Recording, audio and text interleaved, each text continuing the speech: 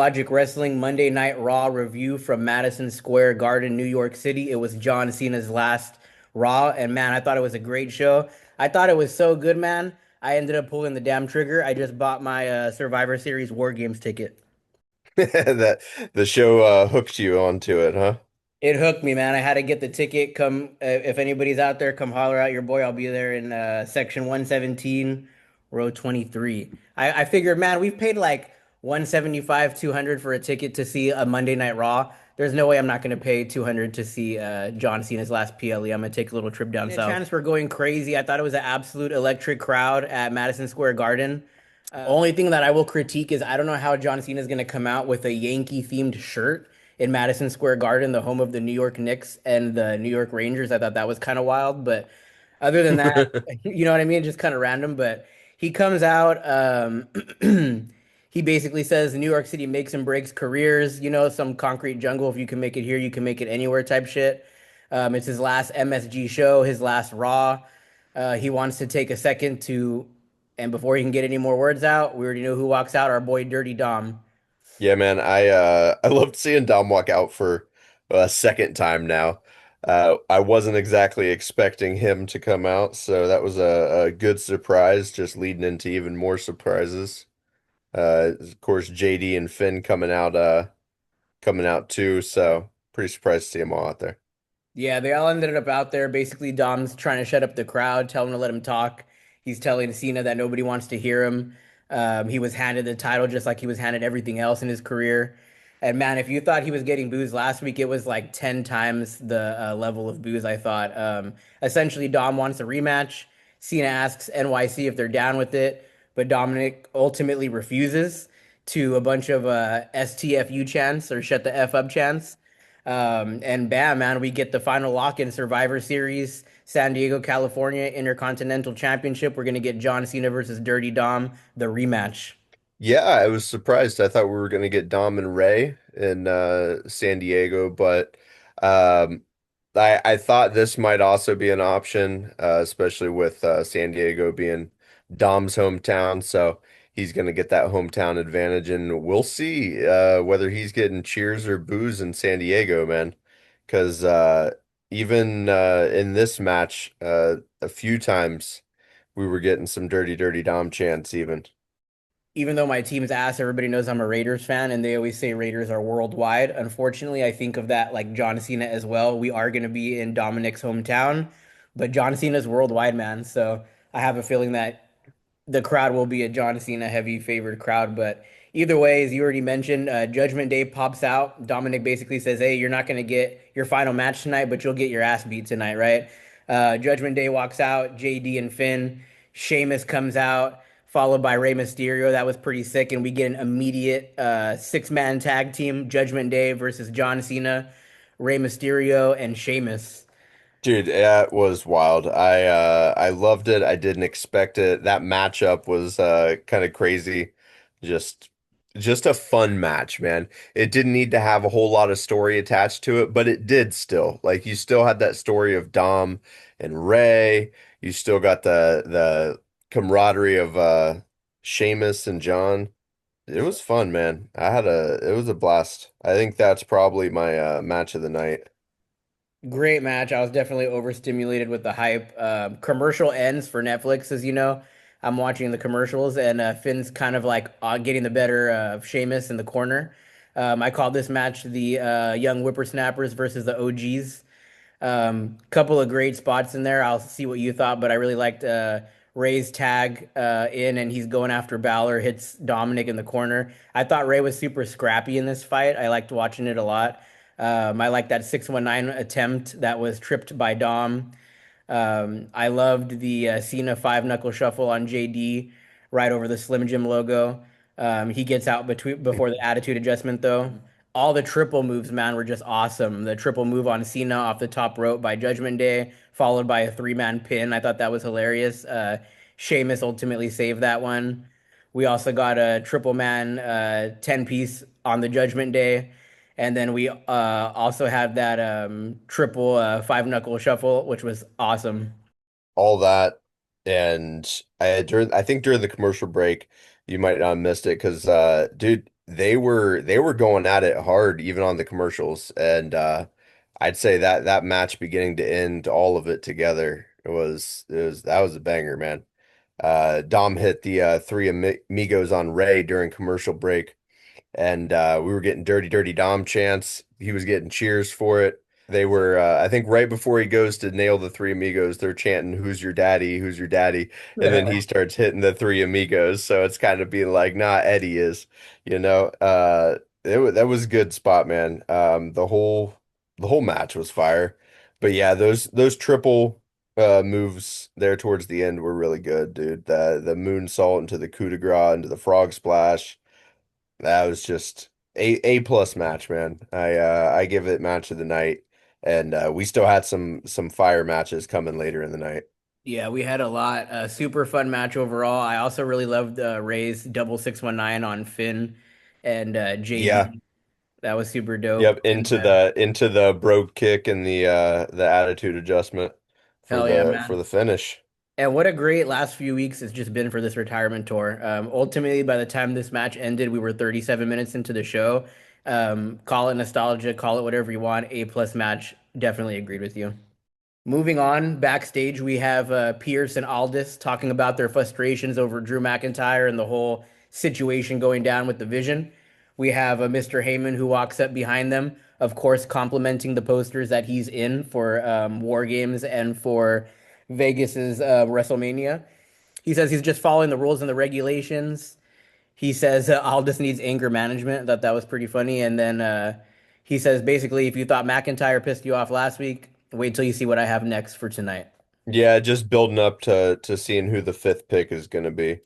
Kind of knowing that they're in for some trouble. I think we all kind of assumed it was going to be Brock. So when Yeah. we get the reveal later on that it is, it was a good pop. It was a good pop, and yeah, it was just building up to later in the night. They do quite a bit of that during the episode, just building up to what's gonna come a little bit later on. So it was a good spot.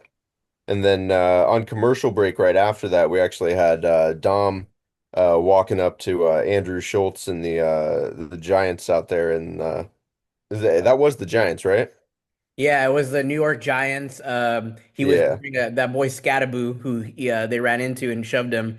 He's a New York Giants player. He's actually the reason why I lost my fantasy week 5, so screw him. But yeah, he was out there with Yeah. Schultz and the boys. There was a lot of celebrities out there, man. Ashley Cook, a lot of Philadelphia Eagles, Eric Andre, New York Giants, Schultz, Fluffy. Fluffy was out Yeah. there, Brandon Marshall, UFC champ Sterling, Yeah. I mean, you gotta Judgito. expect it's New York, it's Madison Square Garden. People are gonna show up. Next up, we had an in-ring Stephanie Vaquer interview, or what was supposed to be La Primera interview. She's walking out, Meh. and Nikki Bell is right there, jumps her with the mic in hand right at the entrance. Boo. Yeah, Nikki basically says she came back to take the division, not cheer from the sidelines. She says, Mamacita, thanks for reminding me who the hell I am. You'll give me the match for the title, and you'll bow down to me. What do you think about it? I think it's a bunch of shit that's getting shoved down our throats. I'm not really like excited for it. I thought it was kind of boring. I don't know, man. It just is what it is. They're trying to build up to something between Stephanie and Nikki, and honestly, I just don't really think there's anything there. I'm sure we'll get a good match out of it eventually, but story-wise, I'm not buying into it. It just is what it is. I'm looking more forward to Liv coming back and having something with Stephanie or having something with Nikki. I think Liv will bring a lot more energy into that feud and that women's championship too. But I love Stephanie, but I'm just really not excited for this with Nikki. I think it's a lot of nostalgia in the product right now, and unfortunately, people are attached to different names from the past, right? So I'm not excited about seeing Nikki in ring versus Stephanie, but I get what they're doing. Some people are overseeing Ray, right? Some people don't care about Cena, some people don't care about Nikki, but I definitely see that they're trying to tap into different things. And ultimately, they did finalize this match for War Games. We got the Washing Machine versus the Devil's Kiss. I'm calling it, and I expect Stephanie to dominate. Yeah, I really hope Stephanie does dominate. I think that is the way it needs to go. They can't have Stephanie dropping her belt to Nikki, especially not right now. Nikki really, I don't feel like she's really done much since she's come back other than, kind of like bounce around here and there, and I don't know. It's all just a little obvious. I don't think it is what it is. Everyone's cup of tea, you know. It's it'll be good. Hey man, some people like indica, some people like sativa, some people like hybrids, you know what I mean? But moving on here, we had a little backstage with Lyra and Bailey and the Kabuki Warriors. Essentially, we'll make this one quick. I'm sorry, Becky. Bailey gets an invite to join the WarGames team. She says no. And then we have a little like funny "you can't see me" moment right there, and we move on. Yeah, I think all that really did for me was confirm that it was going to be 5v5 because we weren't really sure leading up to that whether it was going to be 4v4 or 5v5 for the women. So that just let me know they're still looking for one more. So Correct. I kind of and I kind of assume that we're going to get Becky in that spot. I think that would probably make the most sense, especially considering what happens a little bit later. Yeah, I think that was ultimately kind of confirmed at the end there. But next up, we have our second match of the night, which was the last time is now tourney round one, match number five. We had Solo versus a mystery opponent. You called it out. I think you were between two people. One of them was correct. It ended up being Dolph Ziggler. Yeah, I figured either Dolph or Joe.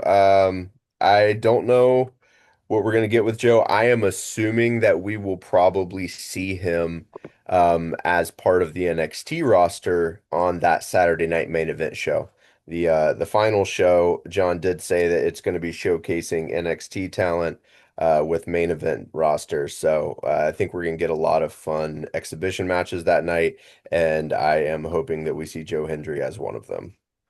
Hell yeah, man. I don't have too much for this one. The match started out pretty hot, that they got off to a pretty fast pace here. Ziggler had some big chants. I've seen him a few times, man. When I first started watching a few years ago from the big break that I had taken. He didn't seem so hot back then when I saw him live, but he definitely got a lot of love. There was a lot of "ref you suck" chants after Dolph two count kick out by Solo. I thought it was funny. There was one fan with a Mama Rhodes shirt who just looked so distraught when that happened in the background. And then ultimately, we get a Samoan spike that finishes the job. I'm gonna be a little bit harsher Yeah. on this one, but I gave it a C plus. What did you think? I gave it a B plus. I think there were a lot of good spots on commercial too.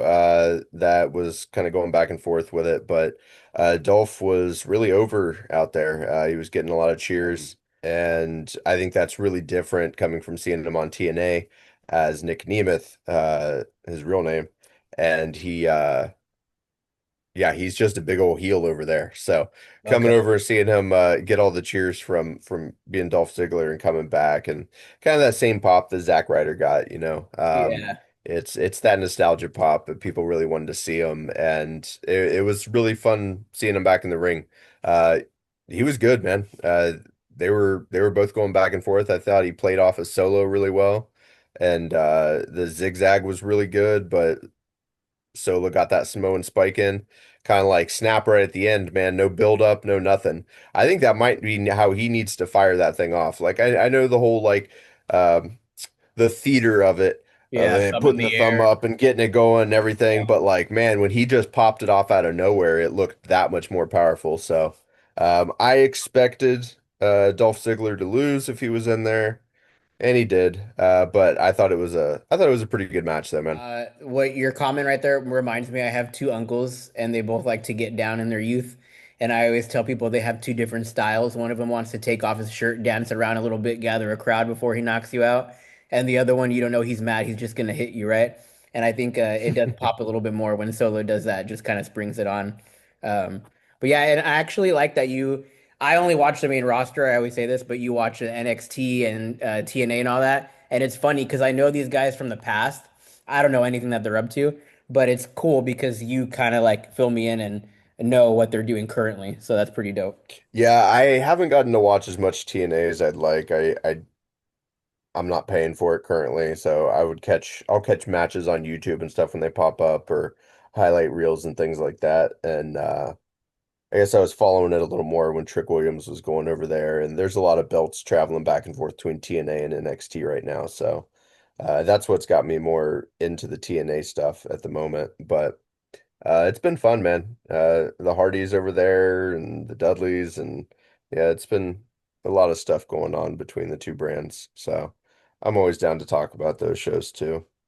Nice. Moving on here quickly, we had a Alexa Bliss promo. She basically walks out. She has a message for Charlotte, not being able to reach her all week. She's talking about they can get the titles back, but you can't get trust back, right? She's really got she really got her ass beat last week because Charlotte didn't like Rhea. She's heated about it. She needed her best friend. Her best friend wasn't there in that moment. And essentially, we get the other women's War Games team that walks out, fronted by the Kabuki Warriors. I will say Yep. a bit of critique. I just don't get, I mean, I feel like the only thing tying them is they're bad guys. And I get it. It's War Games. The This whole night was just I celebrity, right? I've got two segments that literally just say war games because it's all they are. It was just build up to war games. It was just build up to, oh, this is the team coming back together. This whole segment, I wrote down Charlotte's back on war games because that was really all it was. It was a lot to just say that. So Hmm. it's just more build up for war games. I'm glad Charlotte's back. Her coming out, Alexa calling her best friend, I think was probably the biggest takeaway of all of it Hmm. was that Alexa sees Charlotte as her best friend. So is Charlotte going to keep being a babyface? Is something going to happen? Who knows? But I think uh I think we're going to see obviously a little bit later.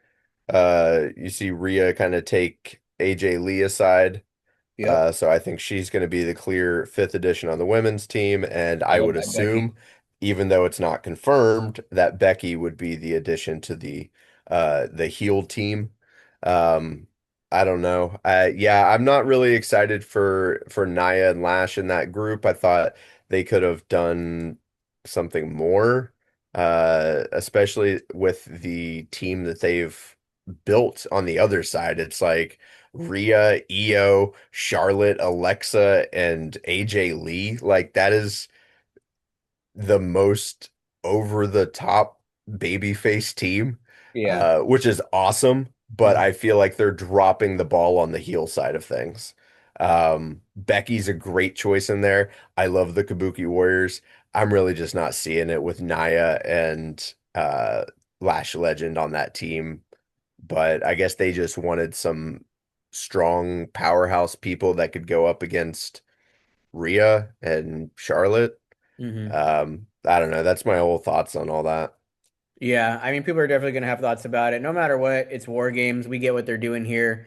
A lot of people hate on War Games altogether, and a lot of people look back on 2023 as one of the best ones, and it was the same thing back then. People just felt like it was big names, so I think it'll be good. Yeah. I will give my girl Nia Jax some credit. She came out in a fly ass Rey Mysterio 619 shirt, and then the ending was hilarious when Charlotte's like hugging Alexa, and then Io ends up hugging Rhea Ripley, and Charlotte kind of laughs for a second. I don't know if you caught that. Yeah, I caught that a little bit. I was also just thinking that they're kind of dropping the ball on the heel team with not including Julia and all that. Like they really just kind of fumbled Julia and buried her. Like they're building her and Kiana James as this heel team, and they were a known heel team. That would have been a good addition to include some mid-card talent on there too. But I don't know, man. We are where we are, and then in the end of the day, we got 4 versus 4 women's team. Since Charlotte's back, and we need one more. Later events will reveal who those two are. Next up, man, you called it, bro. I'll let you take your victory lap here. We had Becky Lynch versus Maxine Dupree for the Women's Intercontinental Championship. Becky's That was a good already the match too. face. Great match, man. Yeah, that was a great match. I loved right off the bat Maxine just nailing Becky with that fucking boot She was not right messing after the around. bell rings. There was no messing around. She was going straight in for it. But yeah, Becky was gassing her up and stuff before the bell rang, just getting her all fired up. So she was ready to go.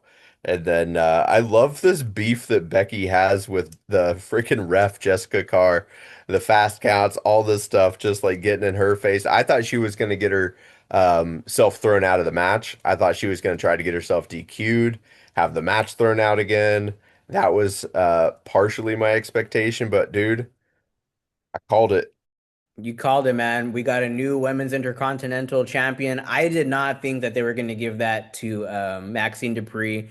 I'm super glad she gets this look and this push in MSG on such an important episode. I feel like the crowd was not as into this match as I was. I feel they've been doing this though, man. When you have such a crazy start, unless you're like a hardcore, I felt like it wasn't too crazy. The crowd, like I felt half of them were super into it, but I loved it, man. I liked the spots that Maxine had. They made her look really good. And ultimately, in the end, AJ Lee returns, just like you said last week. And basically, Becky's trying to take off the top turnbuckle, doing some dirty work. And AJ Lee comes out, distracts her. Becky's caught up in that. Becky's caught up in the beef with the ref. And in the end of the day, holy shit, she did it. And we have our new Intercontinental Women's Champion, Maxine Dupree. I gave it a B plus. I thought it was absolutely great match, and I'm really happy for Maxine. I gave it an A, and what put it up to an A for me is Maxine was hitting that ankle lock on Becky. Hmm. Um, had her pulled out and everything, and I'm like, all right, Becky's gonna roll out of this. She's gonna like reverse it or whatever. I did not expect Maxine to drop down into that knee bar. That was crazy. That was good. It hit me with a pop as soon as it happened. And I think that match started off really, the match started off strong. The crowd wasn't really in it at the beginning. Hmm. But I think by the end of that match, of course, with AJ Lee coming out and stuff, they built that moment up so much for Maxine Dupree. They elevated her so much, giving her this title. Whether she keeps it for a week, 2 weeks, couple months longer, She I got don't it. know. Yeah. I don't think she's gonna hang on to it for very long, honestly. But I'm really glad that she got it. I'm really glad she's getting this rub right here. So, dude, killer match. I gave it an A. Yeah, great match. And no matter what, they got it out of Becky Lynch's hands. She's free to do this little feud now. Maxine is going to be a better person to put somebody else over later on and take that belt away, like you said, no matter how long it will take, short or long reign. And next up, we have our last time is now tournament round one, match number six. Javon Evans versus Gunther. I was super impressed with Javon Evans, man. 21 years old, 16 years his senior is Gunther. Can you imagine how huge that moment was for him tonight? Bro, I love Javon Evans. Like I said, I watch NXT. I've been seeing him on NXT. I've seen him over on TNA. He's been tagging right now with the TNA X Division champ Leon Slater over on Okay. NXT. And I think that that is just leading for Leon Slater. Eventually, he's going to get into the WWE, into NXT. And I think even if they're going to be crazy single stars, they would be a absolutely mind-blowing tag team though. They've been doing some crazy stuff. They're both 21. They're Mm. both super young. So they are the future stars here, man. These guys are gonna go really far. This is only the beginning for them. So Javon Evans getting to have this match with Gunther was awesome. I want to make one call out to this, and I absolutely hated it. Not the match, Gunther's music. They def rebelled Gunther, man. I hated it. I Mhm. hated every second of it. I think that was kind of the point. I don't know if that's necessarily. I don't know. I think it's what they were going for. They didn't want that music to hit and everyone be like excited and cheering for Gunther. Yeah. Um, it was almost like a funeral march of sorts, is what it sounded like to me. So I noticed, especially at the end of the match, but I'd have to run it back and see with his entrance whether they did it. They Mhm. muted the crowd sound a lot at the end of the match when his music was hitting. Um, you could you could see people talking and screaming in the background Uh-huh. and you couldn't hear any of it. It was just silent. Well, I gotta go back And and check that out. it was just that music hitting. Because his old music, man, it hit. Like I actually really enjoyed his old music. Like it had a lot of build to it, a lot of Mhm. gravitas to it. It was a big moment. But when it hit this time, it was like it built and I was expecting for that big Gunther and there was just nothing. And it felt like such a letdown. But Mhm. I don't know, man. That part of me is like, that's Gunther though. That's Gunther. You want this big moment, he's not going to give it to you. You want to like be excited for that he's come back or something. I actually Mhm. do really like Gunther as a heel. I think he's awesome. Um, but he's not going to give that to you either. It's like he changed his music because he knew we were going to want that old music. That's what they should have done with Seth Rollins if they wanted us to boo him. But they did it to Gunther and I hated it. So, job well done, I guess. Yeah, that's fair. Ultimately, man, there was a lot of great spots. Like I said, super impressed with Evans. I like that little spot off the rope that he had reversed by Gunther, then reversed again by him, ultimately leading to a kick out. I love that little Gunther slam into the apron screen after Evans jumps into Gunther's arms. Yeah, man, he's just super talented. So many great moments, super athletic. And I think this is just why we need to showcase more super young talent, all the things that they could do. And I kind of liken these last few John Cena moments, nights to like a Joe Rogan episode, like pre-pandemic, if you know what I mean. Like he was just so big, it felt like any comedian that went on his show just got huge overnight. Now some of them are not so big anymore. But that's how these feel like right now. You know what I mean? Just like so big, these moments. And it was a great match. Inevitably at the end, what we all knew was going to happen happened. Gunther was going to win. Ends up winning by a choke out of Evans. And I gave this one an A. I enjoyed it a lot. I gave it the exact same thing. I gave it an A. If I had to call out any spots, man, that Gunther putting him up into the suplex and then him reversing into the cutter Hmm. was just giant. Like I loved that moment, dude. Yeah. And then dude, Javon Evans, and I feel like Javon Evans and Montez Ford probably have the highest frog splashes that I've ever seen. Super Uh, big frog splash. these two, like they're already tall, Hmm. but they got vertical on top of that, and then they get up on the turnbuckle on the top rope, and they launch off into these giant frog splashes, man. And they're so cinematic to watch. It's really really cool. But I also want to call out. I think some of the best spots in this match actually happened during the commercial break. There was a lot of really good back and forth with Gunther and Javon, and Gunther was just leveling Javon with chops, man, but Javon just kept getting back up. So I think that some of it's lost when you don't see all that on the commercial of like, man, Javon was so tired when he came back from commercial, but he kept pushing through. So ultimately though, Gunther got him with the choke. He tapped out. We thought he might have reversed out of it for a second, but Gunther just rolled him right back into the middle. So it was a really good match, man. I don't know if I would say it was my second favorite match of the night, but I think it was. I would say that one and then Becky. Yeah, I think Becky and Dupree I liked more just because I was happy with the outcome, but like wrestling talent and in-ring performance, definitely my second favorite match of the night, along with the Cena six-man tag. Moving on Yeah. here, we had AJ Lee and Maxine Dupree. Essentially, we're having a little victory speech and a thanks to AJ from Maxine. AJ say no worries, it was all her. She hates a bully, loves an underdog. And Maxine's crew comes out to celebrate and leaves. And then what we were kind of speaking on earlier when you said we kind of know what's going to happen now with the rest of the women's team.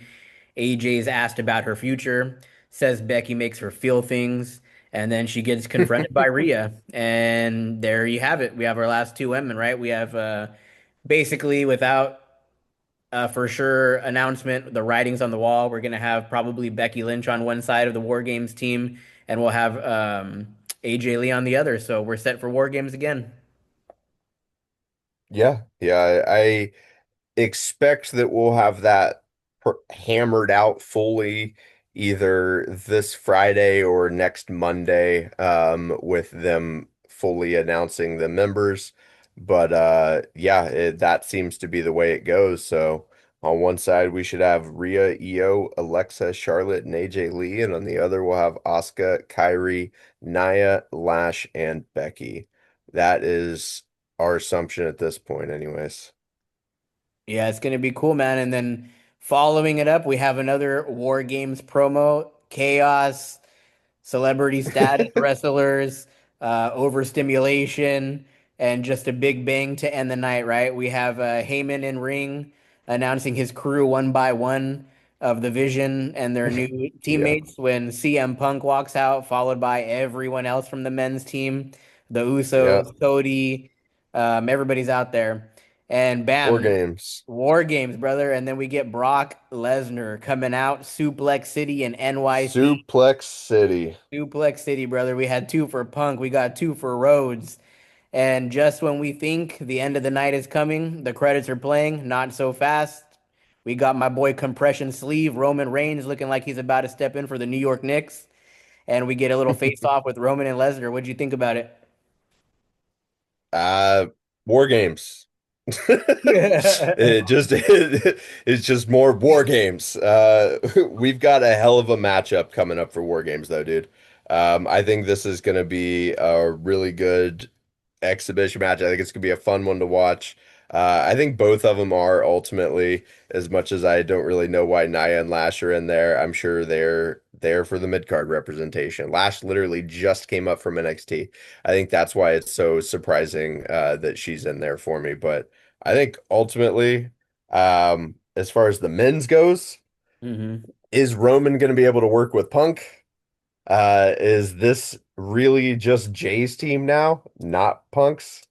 Like we got Jay, Jimmy, Roman, and Cody. Those are all Jay's good friends, you know? Yeah. And then you got Punk.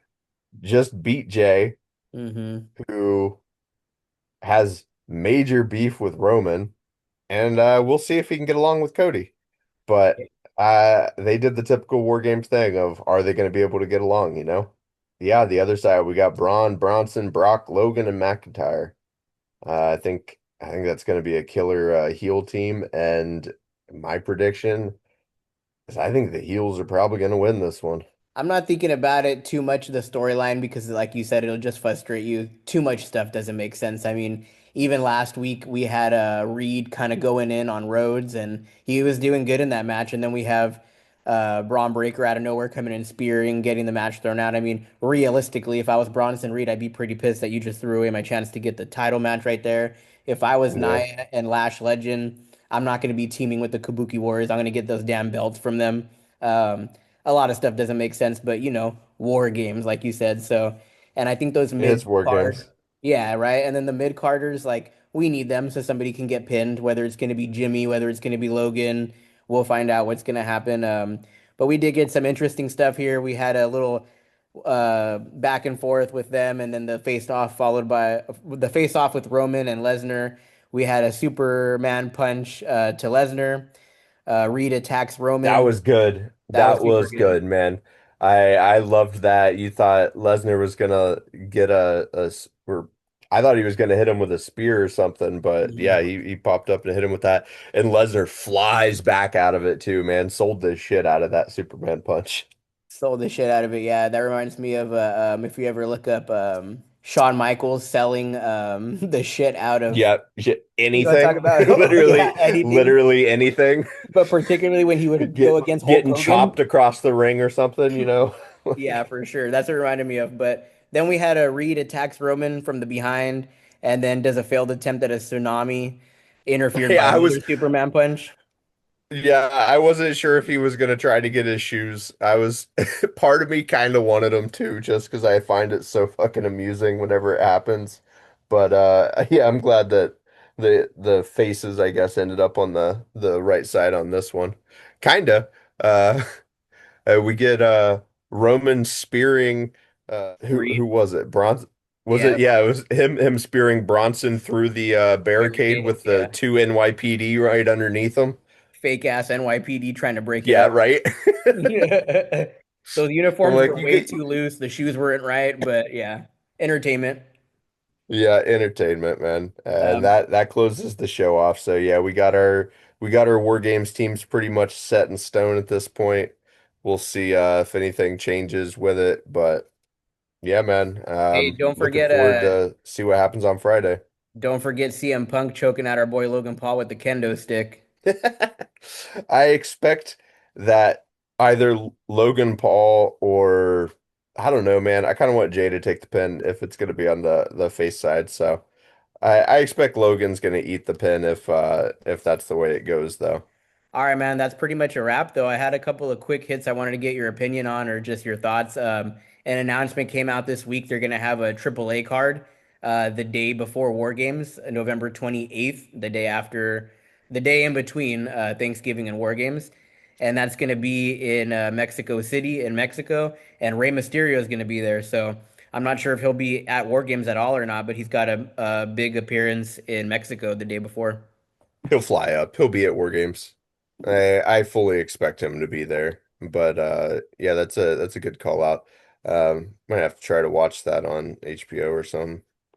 Yeah. Our boy CM Punk is about to make his big screen appearance. He came out with a trailer today for a horror film. I guess he's like a cop or some kind of a bad cop or something like that. The film's going to be coming out in 2026. Did you see that? Phil's getting into the movies now, huh? Yeah, man. He's like a big star in this He's he's a pretty movie. good actor though. He was in, did you ever watch that show Heels? No. It's good, man. It's on Netflix. You should definitely check it out. They got the two seasons. I think it got canceled after that, but he's in it. AJ Lee's in it. There's a handful of people that make cameos and stuff in it. It's a good show though. Stephen Amell from Arrow Hmm. is the main character. It's about these two brothers. They got like an indie wrestling league and stuff, but you should definitely check it out. He's really good on there too. Dope. I'll have to check it out. I wasn't aware of that. Yeah, I got it right here. I guess it's a horror film called Night Patrol. We got that coming up. We'll have to check that out. And then last but not least, I was gonna send it to you. You ended up sending it to me. That little Matt Cardona backstage with LA Knight. People were writing in the comments, do we have a future Knight Rider tag? What do you think about it? Bro, people were calling out that tag team in the post right after the match happened on Monday. And I thought it was hilarious then, and then just seeing it continue, I'm like, they should build some steam in this. So I loved that little backstage segment though, with LA Knight coming out and shaking his hand, being like, I don't know if this is welcome back or see you later. But yeah, There we go, man. Yeah, it's perfect ending for it. Anyways, man, great episode of Raw. I get it. A lot of people are gonna absolutely love it. Star-studded. That's why I'm going to Survivor Series. I can't beat $200 to see everybody there in one night. I also get that a lot of people are frustrated with the storylines and whatnot. It is what it is, man. Just enjoy the wrestling, you know what I mean? But great show overall. Do you have any final thoughts? Are you ready to close this one out? no, I think I'm ready to close this one out, man. And I think it was just a really good show. All in all, give the show an A. I think even the worst match on the card tonight was still a good match. So it didn't really have too many. I'd say the weak points, if anything, are just that it's just a bunch of build up to war games, and not really much other story other than that. But and I liked it. It was a good show. I think we had a little more energy with us tonight than we did for SmackDown on Friday too. For sure, man, for sure. All right, well, we'll go ahead and close this one up. Appreciate anybody and everybody who listens to this. We're just a couple of homies talking shit about wrestling like we're gonna do anyways. But Hazy Logic Wrestling, this was our review for the Madison Square Garden. Last time is now for John Cena on Raw, and we'll see everybody on Friday. Peace. We'll go on.